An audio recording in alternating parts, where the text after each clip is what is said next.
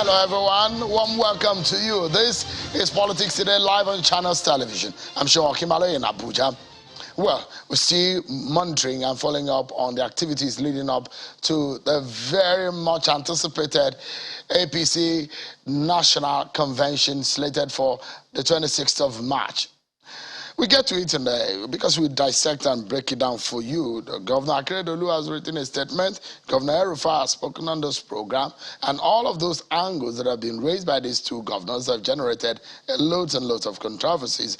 And of course, when Governor Bello assumed office, when Governor Buni is not around, that also is generating controversy. The party has come out today again to speak about the fourth consecutive time this week. So we'll be hearing all of that, and we're giving you all the angles you need to know. But let's tell you that yesterday, we had a governorship candidate of a parallel governorship primary conducted in Osun State in the PDP.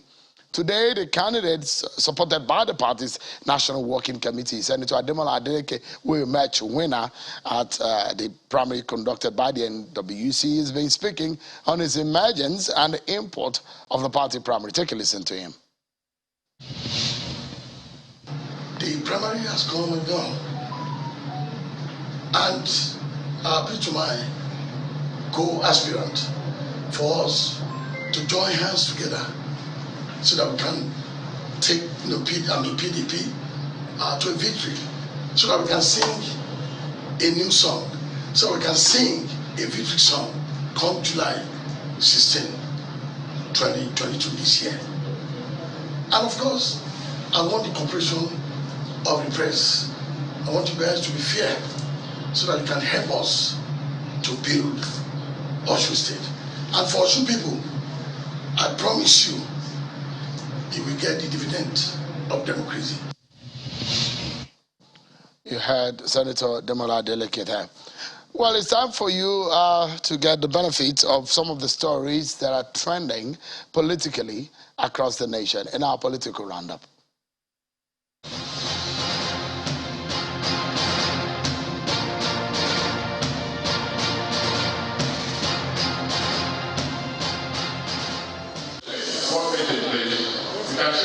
The outgoing governor of Anambra State, Willie Obiano, has been commending his commissioners, advisors, assistants and other aides for their support during his 8 years as governor.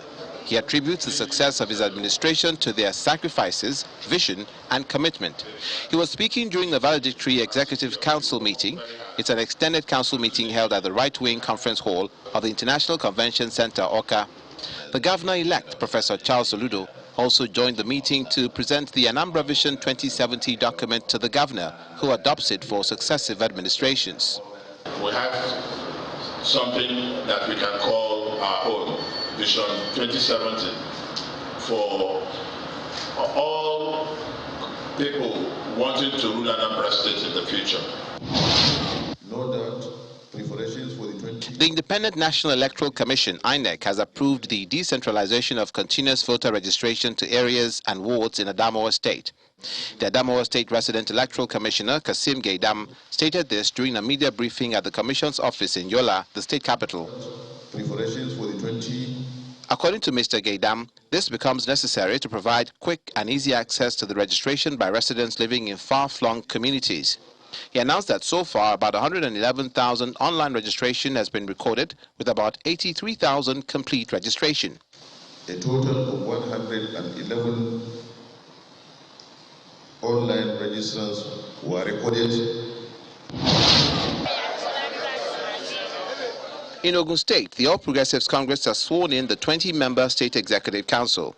The state party chairman, Chief Yemi Sanusi, during the swearing-in exercise, told the new EXCO members to see their positions as a call to service and warned them against betraying the confidence reposed in them by the party. He asked them to be up and doing to gain victory for the party during the 2023 general election. After today's inauguration of the state EXCO members, we must all ready to wear our leadership gown. The series of legal battles. An Ebonyi State High Court has ordered that Engineer Dave Umahi and Dr. Eric Igwe shall remain in office as governor and deputy governor. Justice Henry Joku made the order pursuant to a motion ex parte brought before the court and moved by counsel to the applicants, Roy Nweze. Reacting to the ex parte order, the State Commissioner for Justice during a press briefing says the judgment reiterates earlier judgment that the seats of the governor and his deputy are not vacant. A judgment in rem comes into play when you are having two judgments.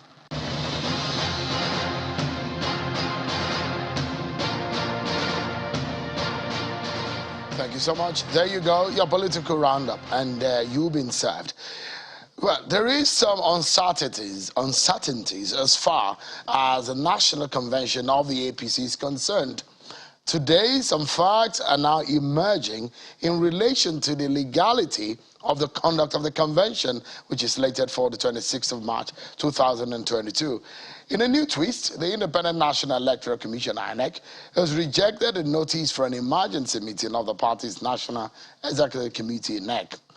The letter that was signed by the INEC Secretary, Rose Oriaran Anthony, confirmed the Commission's decision in a letter dated the 9th of March 2022 and addressed to the party's national chairman.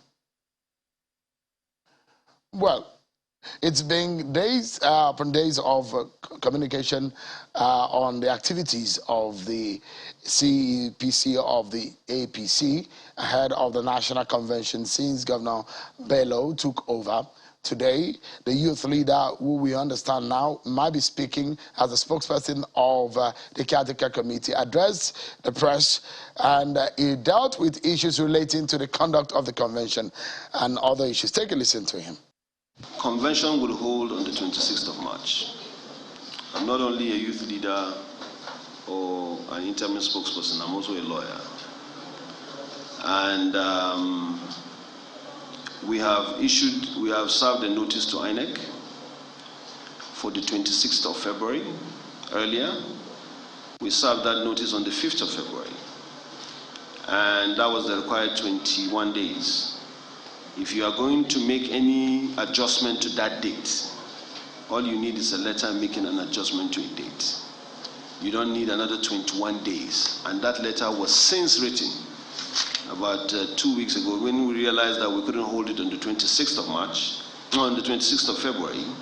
The moment the CECPC agreed on the 26th of March, that letter was written to INEC, it was effected. INEC have accepted that letter, so that is long gone. It's not an issue. The issue of the date of convention is not in question, not in INEC, not certainly with us. So that's settled. It's sacrosanct, that date of 26th of March, and we have complied with all the rules, and we have notified INEC as appropriately expected for us to do that. So that's no longer an issue. All right. That's a response to the letter that I showed you earlier on from INEC rejecting the planned NEC meeting of the party slated for next week, Thursday. Again, Ismail Ahmed, who is the youth leader of the APC, addressing the press there earlier today, also spoke about Governor Bunin. I'll allow you to listen to what his stand says. I don't know why this is a complicated process for a lot of people to understand. Whenever, since the inception of this CECPC on June 25, 2020, whenever the chairman is not around and Governor Sani Bello is around, he acts on behalf of, he's our acting chairman. It has always been the case. That has never changed. It has always been the case. And now we have a convention on the 26th of March. The chairman wrote a letter transmitting and for his leave to go for medical treatment. Those are two emergencies. He has a medical emergency that cannot wait for convention. We have a convention that cannot wait for him to be healthy. So one has to leave for the other. The chairman left, transmitted a letter. Governor Sani Bello has been acting appropriately. What is the problem? Why is it difficult for people to simply understand that? I simply don't get it. I simply don't understand why people are making this an issue. So Governor Abubakar Sani Bello is acting with the full authority of the caretaker committee and with the full authority of the stakeholders and leaders of the party and with the full consent and knowledge of Governor Maimada Buni. It's very clear and it's very simple. Ismail Ahmed is a member of the caretaker committee of the APC. But I guess the problem of the party is beyond how Ismail Ahmed tried to simplify it. Because this is a conversation that we understand that the president prevailed on. Now, you heard what Governor Nasir El-Rufai said on Tuesday, and on Wednesday, we saw the statement coming from Governor Akeredolu of Ondo State on this same matter. And in fact, some new terms have emerged, like Yahoo governors and all of that in the APC. Well, let's dig into all of this matter. What does this mean for the APC? Will the National Convention still hold with these all legality? Could that 21 days provides that INEC has provided and slated in its letter? What does it mean for the conduct of the primaries? I mean, the convention. Let's get talking, everyone. I'm being joined by two gentlemen. Ayo Oyalo, one person that has prophesied about the crisis of the party. I'm not sure how Christian you are when it comes to prophecy, but Dominic Alancha is also a member of the APC. Thank you so much, gentlemen, for coming. Let me begin with you, Ayo. For what we have seen in the party, you are one person that has spoken against Governor Buni and the way and manner things have gone in the APC. You're happy, I'm very sure, that he's no longer at the helm of affairs, at least momentarily. Unfortunately, I'm not happy. I was praying that my prophecy will not come to pass because whether you like it or not, I'm a member of this party. I want the best for the party. So I will not say I'm happy. I'll say I'm actually sad that the prophecy came to pass because the stakeholder rose up late. When a few of us have seen this and have said it, I was in your studio show a few number of times. And I said that clearly the way Governor Buni was going, it was so obvious he was not going to conduct this convention. He didn't want to, for whatever reason. And unfortunately, everybody felt maybe we were too troublesome or we were just a bunch of rabble-rouser or something, I don't know. But if they had taken our word when we started from October last year, you remember this started in October. I was in your studio in October. Then something happened in December. I was here again. And if people had listened to us then and had taken more charge than like they are taking now, we will not be at this precipice that we are. You don't think that Governor Bello, taking over, it doesn't change anything? No. It is good now. I'm actually happy that this is happening. I'm only sad that it's happening at this time. I wish they had done it earlier and we would not have been at this now trying to beat time. Because let me tell you where the challenge is. If we miss the date, Muslims will start fasting at least a week after then or thereabout. The Ramadan fast. The Ramadan fast will start. So automatically it means we'll have to wait for another over 30 days because we'll have to wait for them to finish Ramadan and to do Salah. And that means we have already started eating into the period when the primaries ought to start taking place. The primary is supposed to start in April, between April to June. So we will have lost all this period simply because we didn't heed this warning on time. But I hope from what my brother Ismail said this afternoon, that they are in control because I am not privy to whatever information he has. So I sincerely pray that he's right, and I pray that they have put things in control and we can have this convention as planned on the 26th of March. However, one thing I just want to pray for is when we are having this convention, we want an elective convention. Not an imposed convention that where we just sit down in the room and pick people. Is an imposed convention a mode of what they call it consensus, but it's a good thing. However, we would have preferred that. You see, Mr. President himself is a Democrat. This is a man who will not impose on people. And you can hear from what Governor Nasir said 2 days ago, that they practically were telling him he should do it. But clearly it tells you that the man himself, as a person, prefers an elective convention where people can. You see, if we have a convention where the chairman and whoever is coming into the National Working Committee knows that they are accountable to the electorate, they will do one. They will work harder in terms of their campaign like some people have worked. Secondly, they will be more conscious of the fact that they have to be accountable But if people are just handpicked, it makes it easy for them to believe that they owe their allegiance to whoever the godfather it is that picked them. Let me bring Mr. Alanche into the conversation. Does it look like what we are hearing in your party, like there are some people do not want to conduct the convention? Yes, I believe that some persons within the party don't want to conduct the convention. I don't want to mention names, but you are free to mention. Yeah, I think. I'm not attacking them. Yeah. But from all indications, there were no preparation on ground that shows that they really want to conduct this convention. I mean, the Maimala Buni, the secretary, and those other governors that are, not members of the caretaker committee that are controlling, seemingly, trying to control the activities of the party. Because, for example, in November of last year, a court injunction stopping the conduct of this convention was obtained, and they sat on it. What for? Only to bring it out days to this convention. Their plan is to scuttle the convention, but I'm telling you, they have been disappointed. And that is why when this got to the knowledge of Mr. President, like El-Rufai told us on national television, he instructed that a legal process to ensure that these conventions holds, be initiated. And I think that is what we are seeing within the party. So for me, March 26 is sacrosanct. The youth leader have stated it. He's now the spokesperson of the party. He has stated it in a very loud and clear voice that February 26 is sacrosanct. And why do I believe that is sacrosanct? In March, I think around February 6th of this year, a letter notifying INEC of this convention, which is the mandatory 21 days notice, was sent to INEC. And when it was visible that the convention... I guess we can look at that letter and make sense of what it is. Okay.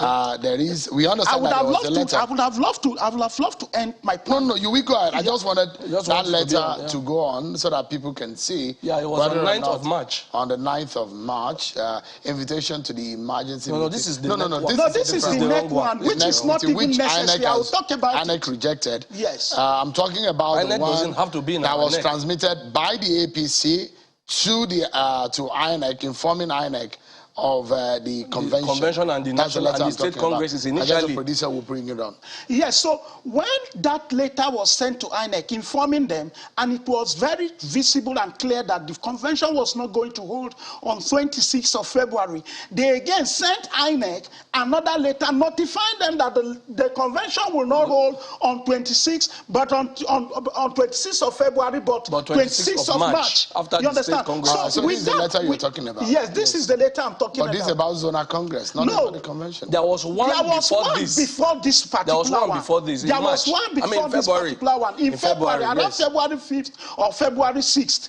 So with that, the APC INEC is aware they have failed. They will fulfill the mandatory constitutional requirement okay, so you are aware that any notice that's coming from a political party has to be with 21 days before. That is what we are. That is what he's trying to say now. That's what the letter INEC rejected was the letter notifying INEC of the NEC meeting. But let me say this. There is nowhere in the Electoral Act that demand that party must invite INEC to her NEC meeting.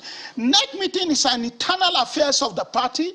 The INEC don't need to be there. Even if they are there, they are only there to observe. The 21 days notice. Are you sure you're correct? Yes. If you're talking about election and change of leadership in your party. No, we are not talking about change of leadership. There is no change of leadership yet. yet. And that NEC meeting. NEC meeting is to deliberate, to ratify convention issues and all of that. You will be ratifying the procedures. The procedures of the convention. So you're talking about the election. Exactly. So which is provided in the law that when you are taking decision. What INEC need to be there is with regards to congresses, conventions, all right, merger and stuff like that. But when it gets primary elections, That is what that is where they should be, not they in should be. meeting. And even when they are there, for They are example, in observers. primary election, they are only observers. They don't write results. They don't write the results. So yeah. what is their business? INEC should come out clean on INEC it should not have been writing this kind of letter. I see them trying to sabotage our convention. They should come out clean on this. Is INEC member of APC NEC? Are they NEC members of APC? Why Are they members of NEC? What business do they have to do there? No, but if you're blaming INEC, INEC is the one. I'm not blaming INEC. I'm even blaming the party that wrote to them in the first place. There was no need. There was to no invite need. The INEC Absolutely. into our NEC. There was no need. The last NEC we had when the Amboni and Co were conducted, was INEC there? Ayolowo, PDP is holding her 95th NEC meeting on Wednesday, 15th, from what we are seeing in the media circulating. Did they give INEC 21 days notice? Oh. In our party's convention, Article 25B1, it said that we must hold NEC meeting quarterly. So each quarter we want to hold NEC meeting. We have to invite INEC. No. INEC is trying to sabotage our convention, all right, and that will be unacceptable. Let me ask Ayo, are you satisfied with the zoning arrangement that was released by the party? Well, to make things easy, that is why you zone. So I don't have problem with the zoning arrangement. And like I said before you brought in Dominic, my brother here, the only thing that I wish is for when there is no consensus that is acceptable to everybody, then let the candidates or the aspirants go for election. That way, we will have a less fractious convention so that whoever loses will know that he lost because a better candidate or a more popular candidate won, and then everybody work together. But if people are forced out in the guise of consensus, it is always the recipe to bad blood, to anger, and to simmering disaffection, so that people deliberately work against the party. So my advice to our party is that the zoning agreement for me is fair enough, is good, and like Governor Nasir El-Rufai explained it here, there was a purpose behind the system that was adopted, which is acceptable to all of us. However, let us not force consensus where there is none. Consensus, like I've always insisted, must be done and acceptable to all the stakeholders. Not when you are forcing people to accept somebody. I don't think that is consensus. I believe that would be an imposition. So for me, the arrangement for zoning is fair, it's acceptable, it's equitable, and then let everybody have their own say, and let the majority have their way. If you remember what Governor Nasir El-Rufai said on Tuesday, he spoke about President Buhari's preference for a certain person. That is El-Rufai telling us the president have not said that. If the president, and to that effect, you remember when it was making rounds that the president has endorsed a particular candidate from the North Central. Even the candidate himself said no. Even the candidate said no. Wasn't endorsed. Even the presidency, through the media aid to the president, Femi Adesina, wrote and debunked that. So that is just mere speculation. El-Rufai should not come out here and be misleading Nigerians that the president mentioned name, he told them his preference, while the presidency are denying it. So who is lying? Are they saying that the presidency, the presidency, they are lying? So for that, I think if there will be consensus, the president is a Democrat.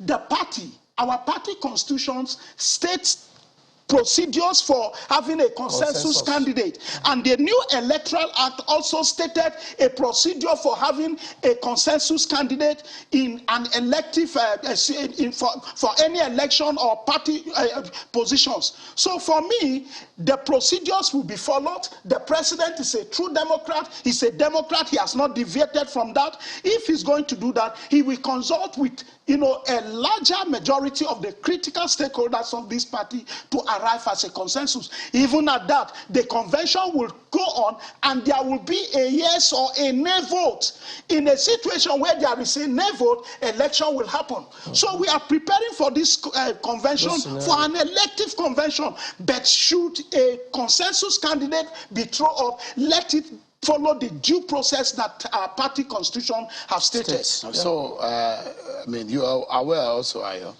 because a lot of the things that Governor Nasir El-Rufai said, said on the program, there were communications or interactions with President Buhari. And he said, according to him, he was not the only person. We actually saw him after he left the meeting. And it does look like everything he said in the program were actions that have now been taken from what the president, body language and everything had said. I mean, for example, what the president said on Sunday when he was traveling, that was after the meeting with, it does look like the president has a stance and he has given instructions. No, I will not want to get into a controversy about what the president said and what the president did not said and did not say, because I was not there. I have zero idea or information about what the president said. I'm not a governor, so I couldn't be there. However, two things are going to happen. We're going to have a NEC meeting on Thursday, 17th of March, and from the whatever happens after the NEC meeting, it will give us a very fair idea of what to expect in the convention. And like my friend here said, I agree that consensus is a part of our constitution. However, consensus must follow all due process. And like most people have said, from the moment, from the period when we started the APC, we've always had a consensus candidate. So there is no crime in having a consensus. I don't have a problem with it. However, I only hope that the consensus will follow laid down procedure where every candidate or aspirant is given a fair shot. Do you subscribe to those who are of the opinion that your party is in such a state that if the president does not come out or plainly on the way to go, that the party cannot afford to go into elective situation at the convention? Are you of that opinion? I am not of that opinion. I believe the president is a Democrat. He's a father, but he does not still own the party. If it was like a few people that own the party, then it's just a good friends club. Then the rest of us have no business being in this party. So I don't think that the president will impose, or that if he doesn't speak, then we don't know what to do. However, as our father and as the father of the nation, it is good to listen to him. It is good to take guidance from him based on so many things. One, his experience, his age, and the things he has seen. So it's a good thing. It's an advantage that we have him as the overall leader of the party. However, for all you can see, other people also have their own ideas. For instance, before we got to this point, many people have had the things that me have been saying on air in mind. They just would not say it because they don't want to rock the boat. But eventually, everybody had to rock the boat. So today, we are having a situation where we now know that the convention is going to hold. And when the convention holds, whatever comes out of it will be managed, because clearly, those who are for are far more than those who are against. All right. So what's your position on that school of thought?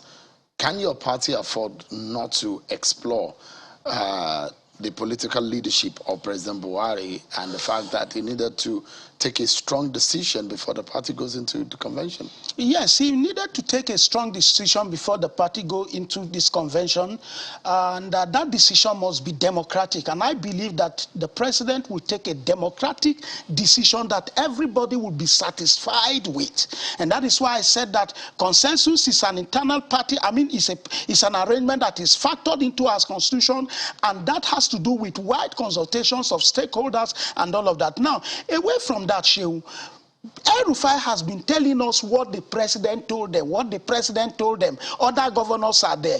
If you look at the release by Akeredolu the other day, he said something that some people within the corridors of power and the governors, you know those I'm talking about, Mai Mala Buni, Bello, and the rest of them, who are trying to scuttle this arrangement, are parading fake, fake endorsement, procured injunction and all of that. So if Akeredolu, believe that those endorsements we were hearing is fake, you understand? I mean, how do you put two and two together with El-Rufai? What El-Rufai is saying? The president have not spoken to us about that. El-Rufai is just speaking for himself. Really? He's not speaking for the president. He's not speaking for the party. You understand what I'm saying? Might be speaking for the governors? He's speaking. Well, the governors are not also an organ of the party.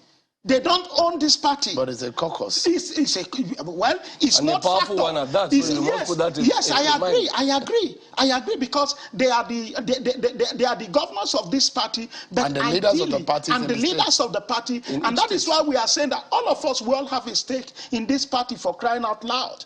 So there should be wide consultation before decisions is taken. Now, finally, Shehu, between Monday and today, the confidence that have been reposed on this party by members of this party, we've never seen that kind of confidence being reposed in the leadership of the party in the last 22 months. Yeah. It has never happened. So the party, Sani Bello and others that are piloting the affairs of the party now, pending when NEC will meet, should ensure that this convention holds. And that is the only way they can write their name in gold. We understand that there are 4 governors on one side and 19 on the other side. We see how all of these... No, there is no problem with that. 4 is greater than 19. So it has been. We've seen that happen. Not in the APC. We've seen that happen. 19 is always greater than 4. Is a democratic we are party, democratic, so and we know that the higher the numbers, the more... When that happened, we have no fear. The 4 governors can calm down. Thank you so much. And I will understand 2 of them have even crossed carpet to make it 19 now. Only 2 left. Really? Yeah. Okay. We'll see how that goes. Thank you so much, Dominic. Thank you, for Thank you coming very much. tonight. We take a break, everyone. And when we come back, our conversation continues on the state of affairs of the APC. We listen again to part of what Governor Nasir El-Rufai said. And I will take you into what Governor Akeredolu also said. And we'll hear another angle and perspective to all of these issues. Stay with me. We'll be right back, everyone.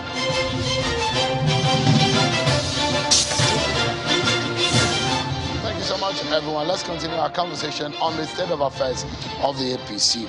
Well, with your dates now, it's 11th March 2022. It's just 25 days to APC National Convention if everything goes as planned. But it doesn't look like things are going as planned, because things are falling apart and the party is trying to pick it up and try to salvage the situation. But let me remind you of what happened on Tuesday with Governor Nasir El-Rufai, because it's going to form part of the conversation that we're going to be having in the next half hour or so. So listen again to a portion of Governor Nasir El-Rufai's intervention, basically some of the import of the meeting he had himself and some governors with President Buhari. Take a listen to him. He said, look, Governor Abu Sani Bello must take over on Monday. That was what the president said. Yes, he said he must take over, and we should use whatever legal means necessary to make sure that this convention is delivered. That was the president's order. It was the president's order to us as governors. He said, I'm relying on you to do what is necessary, legally necessary, vacate this order. Abu Sani Bello takes over the leadership of the party, reconstitute all the committees of the convention, and ensure that the 26th of March date is sacrosanct. So Governor Bello has President Buhari's backing? He has the president's full backing and the backing of at least 19 of the 23 APC governors and deputy governors. What I'm telling you are the facts, and this is the situation. And since Monday, when Governor Abu Sani Bello took over, you can see we have made substantial progress.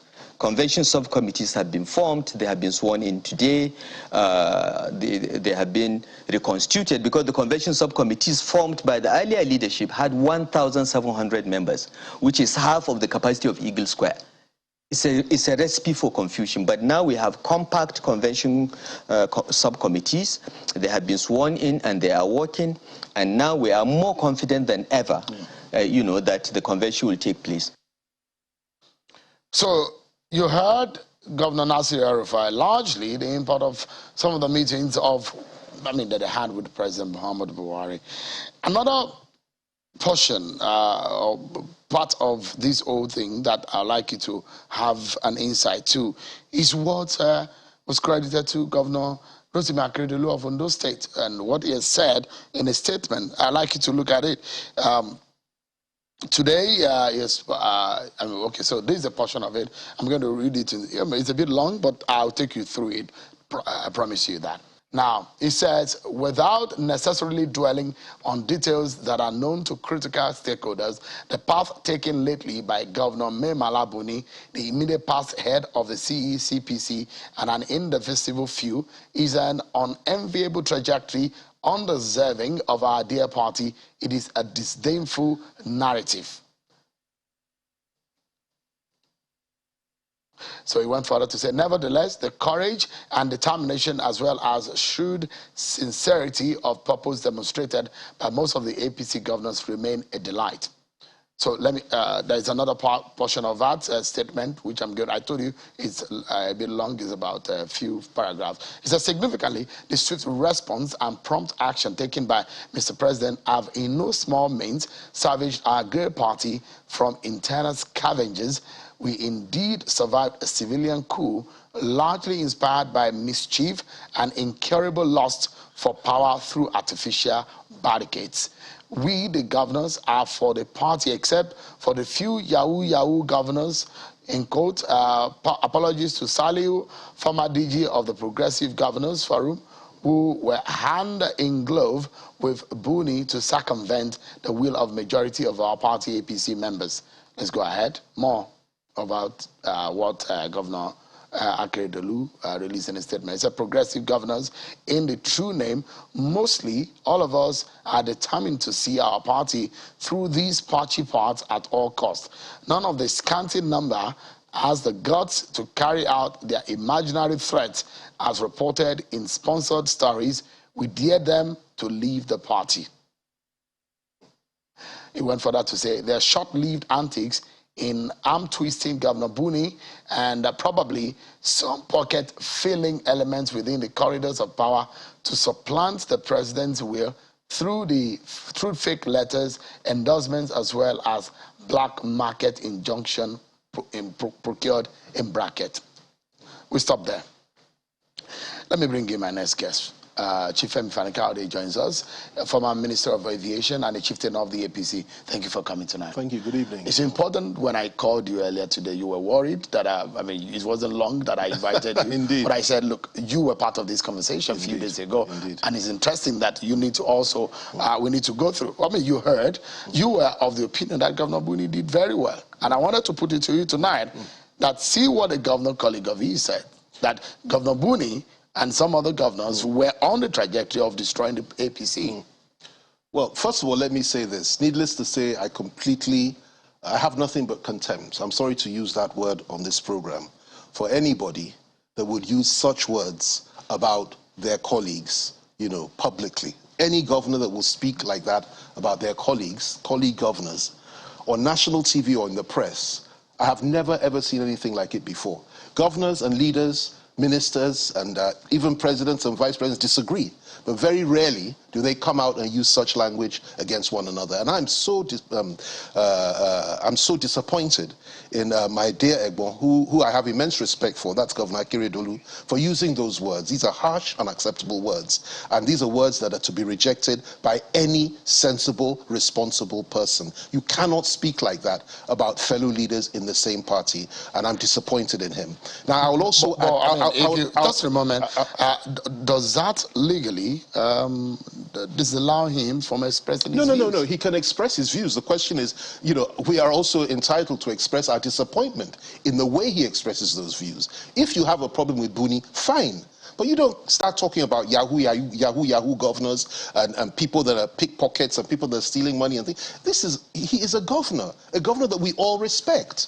And the people he's talking about, we respect them as well. And if you continue like this and the other side also respond, what will be left of the party? I don't think anybody wants. I didn't come and join a party that would have been divided by the time we finish and go to election. Then everybody will now laugh at us and say, look at the people you joined, they're fighting each other and everything is scattered in the party. We don't want that. And I sincerely hope that this narrative stops from today. It's important that we stop this brick batting and throwing bricks at each other publicly, even where there are differences. Now that's number one. Number two, a man like Governor of Zamfara State, Matawale, issued a statement just, I think it was today, where he said that, you know, some of these words are unprintable, that a governor will say about another governor, referring to Akeredolu and possibly a Rufai or whatever, but he was referring to what some of these governors have been saying about others. And he reached out and said, look, This sort of thing has to stop, and everybody needs to get sensible and start behaving in a far more responsible way. And that's what I believe. It is most unhelpful to try, if you have a point, you now go public and you start talking about that, about a man like Buni or any other governor or any other leader within the same party. And I think that Governor Akeredolu really ought to reconsider his position and possibly even apologize to Buni. He may have differences, but there are ways of talking about one another in public. Maybe if, I'm just assuming, I'm playing the devil's advocate here right now, Governor Akeredolu is a senior advocate of Nigeria, yes, a learned fellow, and being a governor, a second-term governor, he may have been privy to a lot of things that you and I may not be. Whatever he's privy, and perhaps, and he drew well, I wouldn't call it allegory, but he painted a picture of the possibility of the destruction of the party based on the actions or inactions of Governor Buni. I mean, if someone is bent on destroying a party room or an association that you belong, I mean, would you reserve your words to describe those kind of persons? It does not help the fortunes of the party when governors and leaders of the party begin to insult one another like this publicly. I have immense respect for Buni for one thing, and so many other things, but particularly for the fact that he has refused to respond in the same language as his detractors are channeling at him. It is wrong. It is unacceptable. It is irresponsible. There are some things you just don't say about your colleagues publicly, no matter how much pain you're feeling. Now listen, people are entitled to feel pain. He's entitled to feel pain, legitimately or illegitimately. He's entitled to have his opinion of Buni or anybody else, legitimately or illegitimately, ill-advised or not. He can have his opinion. But by the time you begin to talk about other leaders of the party like that publicly, before television cameras or in the press and so on and so forth, what does that say about your party? What does that say about you as a leader? And what does that say about the unity that you need before you go into an election in a few months' time? Maybe you're feeling like this because Governor Buni was responsible, technically, for your returning. He hated your returning to the APC, and you're feeling bad. No, he wasn't responsible. He didn't aid it. I made that decision on my own, and I wasn't the only one. Many governors, many former ministers, many senators, many House members, so many of us joined this party under the leadership of Buni, and he inspired us, he encouraged us, and he opened his arms for us to come and join, and we're happy about that. And all these allegations that are being made, listen, it is important that we hear two sides. There are always two sides of any story, sometimes even up to three. And I think it's so unacceptable. This man traveled. He has gone away for medical treatment. He left the country, he handed over power to somebody for the time being whilst he was away. And what have we not heard about him since he traveled and since he left? Whilst on his sickbed, his colleague governors, his fellow governors, some of them are stabbing him in the back, claiming to represent every other governor. Somebody said 19 governors. Have we spoken to each of those 19 governors? I know quite a number of the governors in this party, even in the other party. And I can assure you, it is not true that 19 governors have hatred for Buni or think Buni is evil or think Buni is a thief. Not 19. Some may, others do not. And it is wrong for people to talk like this about one another. Now, not many people will come on national TV and challenge some of these people in this way. But I am different to most people. I will speak the truth at any point in time, and I don't care whose ox is God. If we want to be sensible, whatever our differences are as a party, we must come together as one, exchange words behind closed doors, argue it out, settle our differences, and go forward together, united. The ultimate, and I use that word, maybe not 100% in the meaning of it. The ultimate leader of the APC, the president, has spoken. He said, boot Buni out, bring Bello in. Yes, Buni were a fantastic leader from the president's point of view, would he have said he should be booted out? I was not there when the president said that. Neither was I there. Governor Nasir El-Rufai, I played the tape. I was not there. I played the tape right here. He claims that. I was not there. And neither was I there. We saw him when he left the president's office. It was not. Or the president's he may have seen the president. I doubt very much the president will simply say, go and remove without doing it according to law. I doubt very much the president will listen to one side and make up his mind that somebody is evil and the other side is angels. I doubt that very much. I don't have evidence of that. I only have Nasir El-Rufai's word for that. But whatever the case, whatever it is the president said or didn't say, The most important point to appreciate is this. It is absolutely wrong when things are said behind closed doors between party leaders, particularly a president, for somebody to come on national TV and begin to say the president said we should do this, we should remove so-and-so, where the 19 of us are behind it. This is not... But the president hasn't denied it. No, the president has not come out. But he hasn't affirmed it. He hasn't affirmed it either. It does mean listen, that if silence, they say, is consent. No. He hasn't affirmed it either. But those actions that we saw, Chief, yes, those actions that we saw on Monday, Governor Bello assumed office. On Tuesday, there was the APC chairman across 35 states were being inaugurated. On Wednesday, the zoning arrangement was being made. These are the things that Governor Nasser said the president said should happen. All these things were done simply because when the governor of Yobe State traveled, the national chairman traveled, he empowered the person that came in his place to act for him. He transmitted power to him for that period of time. And it is on that basis they were doing all these things, and they continue to prepare the ground for the 26th of March. It's as simple as that. But you see, there was a new angle to it. It was like, Buni is not here, the same Buni that transmitted power to the acting chairman, but now he's not here, he's on the sickbed. Let's stick the knife in him and let's finish him off. But let me paint this instance to you. When there are stories that the president has endorsed a candidate for the national chairman, the response from the villa that the president didn't do that.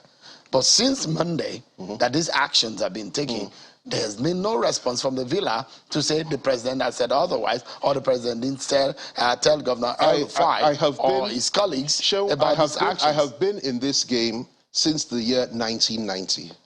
I have never seen a situation where the minister or governor or whatever, or even party chairman, will come on national TV and say, Mr. President has endorsed somebody and everybody else should sit down. Mr. President said we should remove so-and-so. Mr. President said we should do this. The president of this country, President Buhari, is a democratic, decent person who will not simply behave in this way. And I'm saying that even if he told them this, it is not right for El-Rufai or anybody else to come on national TV and disclose it and paint him as if he's some kind of dictator that does not seem to understand that we're living within a system where laws have to be regarded. If you want to remove Buni, fine, but you remove Buni according to the law. You can't remove Buni outside of the law. Now, I have nothing against what is going on now, the preparation for the convention and so on and so forth. I have nothing against the present acting chairman because he got his power from Buni and he's doing what he can to run the party. What I object to is this demonization of Buni whilst he's away. What I object to, this misrepresentation of Buni's actions. What I object to is the fact that everybody is now kicking Buni in the teeth simply because he's not here to defend himself. And his fellow governors are doing the same thing. Now, I'll tell you this. There are many governors in the APC that I know that are not happy with what Nasir El-Rufai said. There are many governors of the APC that I know that are very unhappy with what Akeredolu has said. Rightly so, and I'm very unhappy with it as well. Whatever Buni may have done, let us, if anything at all, and I'm not conceding that, let me bring an instance again to you. Yes. There is a court order, if my producer can put that on again. The court order, which we understand that was issued in November of last year, and the intention of that action was to stop the National Convention from going on. We in fact understand that there are so many others that are other court orders or court reliefs that are being procured or that are being gotten to stop the convention from happening. And the allegations are that it was discovered that the Buni-led caretaker committee sat on that information. I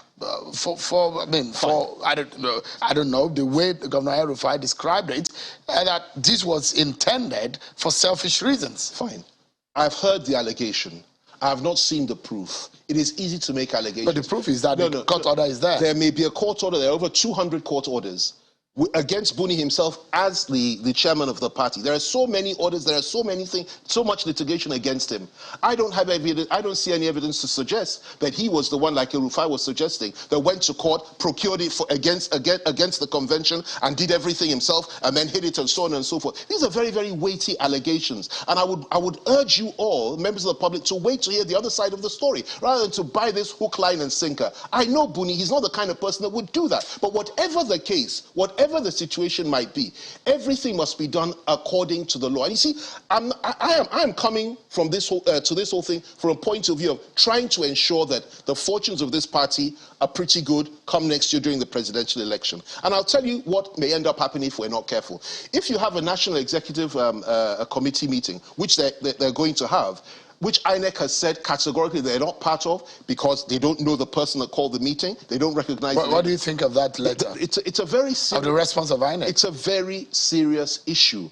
And what I'm saying is that I'm not saying that, you know, people shouldn't meet. I'm not saying NEC shouldn't hold. But I'm saying that in view of what INEC has said, you must understand that if they go to that national executive meeting, and if, for example, they say Buni has been removed by the National Executive Chairman, National Executive Committee of the party, and that they should now go to convention after that, which everybody wants anyway. But if you try and remove Buni there, what is going to happen is that, yes, you will have your convention, but there will be litigation. And if there's litigation, through a few months after that, APC may end up not having any presidential candidate or having anybody to run or to be presented as flag bearer in the coming elections, because there will be litigation. Why not chart the more sensible course? Buni transmitted power to somebody.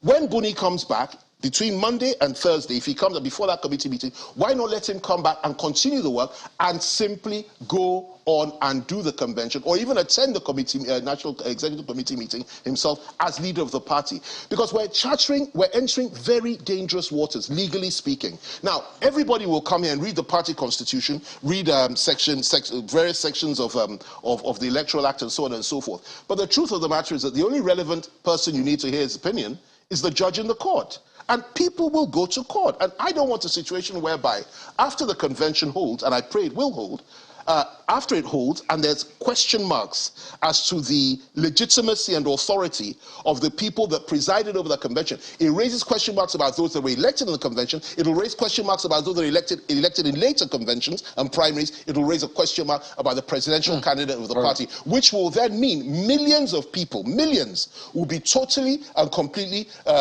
disenfranchised because their candidate, as the APC candidate, may have a question mark, and you may end up not having a candidate for APC at the top. So we need to be careful, we need to be cautious. And I think that, you know, Buni ought to be given the opportunity to present his own side of the case.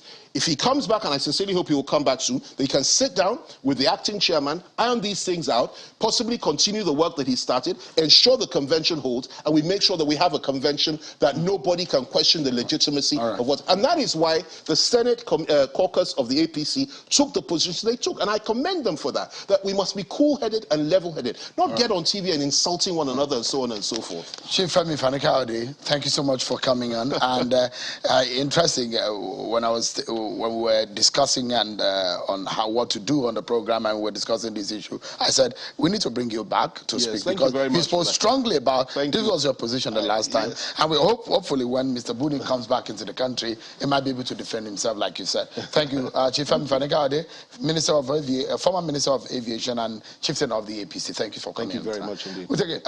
That's the end of the program, actually. Thank you so much, everyone, for watching. It's Friday. Until I see you again, 8 p.m. on Sunday, I'm Sean Kimale. Bye for now.